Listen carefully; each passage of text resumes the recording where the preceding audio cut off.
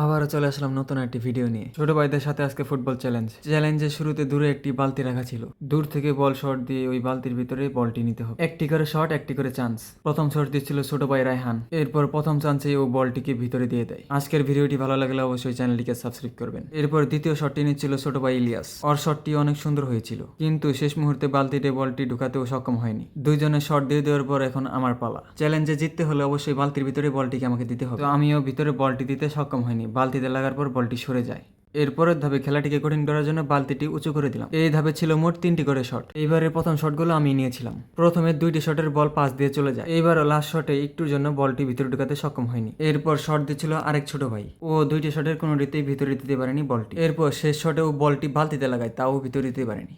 এরপর শট নিয়েছিল আরেকটি ছোট ভাই। এবারে শটগুলো অনেক বাহির দিয়ে দেয়। 3বারের চেষ্টাতেও বলটি ভিতরে ঢোকাতে সক্ষম হয়নি। এরপরের ধাপে নিয়ে আসলাম পেনাল্টি শট দেওয়ার চ্যালেঞ্জ। এই ধাপে আমি হচ্ছি একা, আর আমার বিপক্ষে থাকবে আমার ছোট ভাইরা। প্রথম শট নিচ্ছিল ছোট ভাইরা। এই ধাপে 3টি করে শট। ফার্স্ট পেনাল্টি শটে ছোট ভাইটি গোল করে দেয়। এরপর শট নিতে আছে আরেকটি ছোট ভাই। এই ছোট ভাইটিও দ্বিতীয় পেনাল্টি শটটিতে গোল করে দেয়। এরপর ছোট ভাইদের লাস্ট শট। এই শটটি ছোট ভাইরা মিস করে ফেলে, তাই ছোট ভাইদের গোল সংখ্যা 3 শটে 2টি। এরপর আমার পেনাল্টি শটের পালা। আমি প্রথম শটটিতে গোল করে দিই। আমি ছোট ভাইদের 3জনকে একসঙ্গে গোলবারে দাঁড়াতে বলেছিলার, কিন্তু এরপরে ওরা 3টি শটের একটিও ফিরাতে পারেনি, তাই এই ধাপটিতে অবশেষে আমি জিতে যাই। এরপর শেষ ধাপটি ছিল বল জাগলিং চ্যালেঞ্জ। এই ধাপটিতে সকল ছোট ভাই অংশগ্রহণ করেছিল। এর মধ্যে এই ছোট ভাইটি সব থেকে বেশি জাগলিং করতে পেরেছিল।